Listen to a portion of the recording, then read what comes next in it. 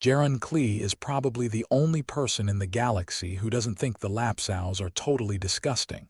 Of course, he doesn't have much choice. The lapsows, a subspecies of Guineas that are related to Herdos, live on the planet Curvas. They control a portion of the southern hemisphere and enjoy the luxury of complete independence because nothing will get near them. Except Klee, of course. I'm different, I admit it, he said cheerfully during a telemetric conversation from his base in Curvas, while conducting his endless research on his chosen animals. It was definitely a long-distance call. Klee is beginning to exhibit all the odorous attributes of his favorite subreptiles, whose name is based on the Curvas word for eternal stench. He has no hesitation in reciting them. I smell, he admitted. I've never been able to accurately describe the scent of a lapsow. Maybe a cross between the garbage canals of Rhodey and the sulfur dioxide furnaces of Wusim. That's strong. I also leave a stain when I walk, Klee added. I don't know where that comes from, he laughed. Well, I suppose I do. Klee, 36, is from Quintic, which is located 15 light years from Curvas. He had no intention of studying lapsows when he graduated from the University of Goho there. An animal behaviorist, Klee thought he would research koalas, a bear-like marsupial on Terra. Like all good scientists, he checked the library first to see what work had already been done.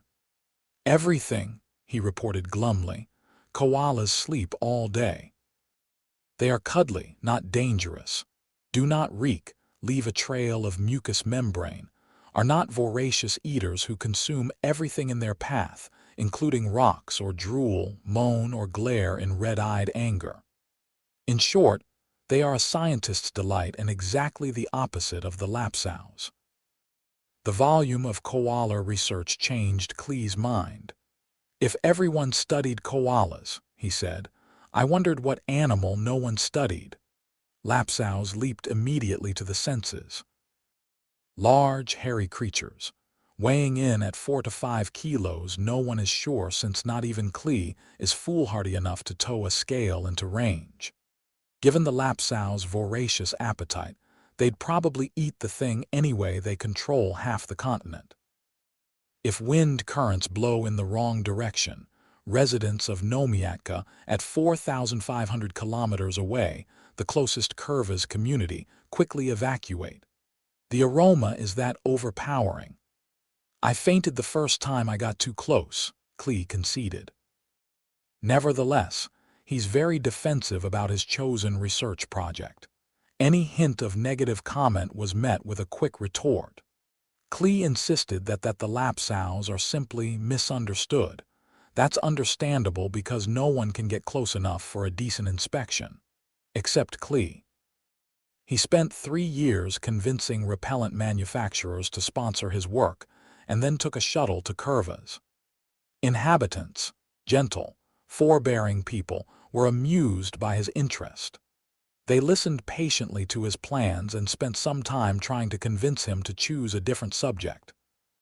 Klee was adamant. The more I realized nothing had been done on them, the more I wanted to study them, he said. Reading through Curvas literature, he discovered that the lapsows had evolved early in the planet's history. It existed with other creatures before developing the noxious scent as a defense mechanism that strengthened over the years. All other fauna quickly fled. Plants even developed methods of closing petals or shedding leaves when the lapsows neared. Klee was particularly curious about the slug-like mucus trail the animal leaves and its eating habits as he was about the noxious odor. I just couldn't understand any of it, he said. He also wanted to understand why the animal had not expanded its territory northward into more fertile territory. It has no natural enemies and no known parasites to restrict movement. Klee began his quest for answers by sailing across the Lapsic Sea to Nomiatka, the nearest safe haven. His native companions, although hardened to the scent, were almost overcome when breezes turned from the south. Klee himself doesn't recall much of the passage after fainting. He then hired guides who led him to a mountain crest less than 4,400 kilometers from the Lapsau's. They left him there with a tent and radio equipment. They expected to find only a hint of my presence, Klee said. The Lapsau's should have eaten everything else. After inching forward patiently, he was able in 6 months to get within 3,900 kilometers of the Lapsau's and observe them with a telescope. Since then, he has crept within 2,000 kilometers of the lone herd, the closest any known person has even gotten to the Lapsau's without suffocating. I do a lot of breathing exercises, Klee said. The gas mask helps too. He has made some observations. Despite their sinister, hairy appearance, Klee said, they are not aggressive. They simply roll along at a slow pace, barely a kilometer a day, eating everything in their way, something like steam shovel. Other discoveries fill his log. Lapsau's breed infrequently. Females indistinguishable from males at Klee's distance lay 1 egg every 4 years. Lack of predators may explain the low birth rate, Klee said.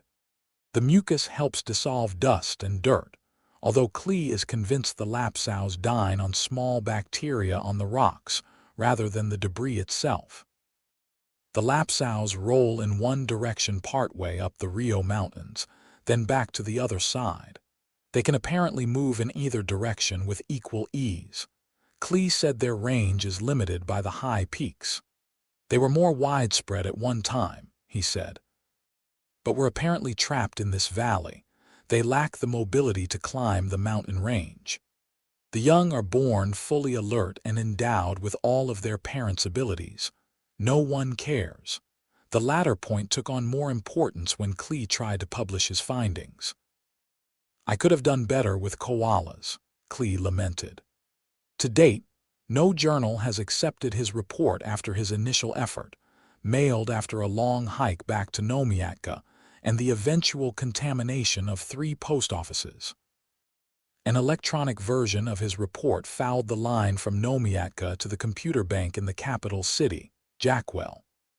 Worse, he has been banned from Nomiatka, which has caused a problem because of his need for supplies.